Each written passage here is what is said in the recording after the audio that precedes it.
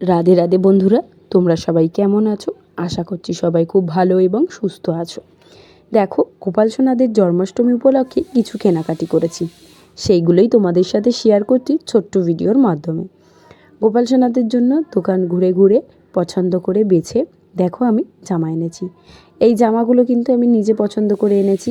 প্রথমে দেখো, একটা রানি কালার, একটা পিঙ্ক কালার আর একটা দুধে আলতা কালার। কালারটা যদিও লাল লাগছে, কিন্তু সামনে দিয়ে দেখলে লাল দুধে আলতে বোঝায়।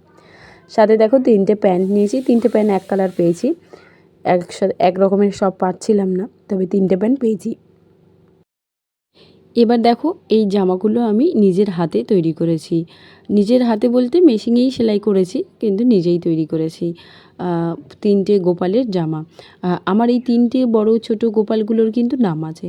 আমি কোনো একটি ভিডিওতে তোমাদের সাথে অবশ্যই শেয়ার করব ওই গোপাল সোনাগুলোর আমি কী নাম দিয়েছি।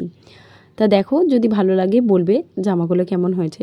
ঘাগরাটা এক কালার দিয়েছি, আর গলার যেই দড়িটা বা কোমরের যেই দড়িটা সেইটা এক কালারে রেখেছি। 3টেই এক এক করে দিয়েছি। কেমন দেখতে লাগছে অবশ্যই জানাবে।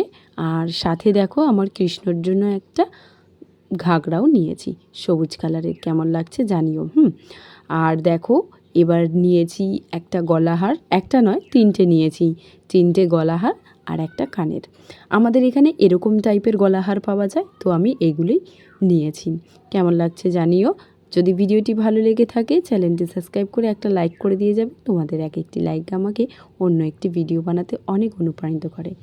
এবার দেখো, জন্মাষ্টমীর 2024 জন্মাষ্টমীর আমি এইটুকুনি কেনাকাটি করতে পেরেছি আমার সামর্থ্য অনুযায়ী। আর এই ভিডিওর স্পেশাল যেটা আমার কাছে, সেটা হচ্ছে আমার গোপাল সোনার দোলনা। এবছর ওর উপহার জন্মদিনের এই দোলনাটি কিন্তু আমার বাবা বানিয়ে দিয়েছে। অত্যন্ত যত্ন এবং ভালোবাসার সাথে দোলনাটি বানানো হয়েছে। কেমন হয়েছে জানিও। রাধে রাধে।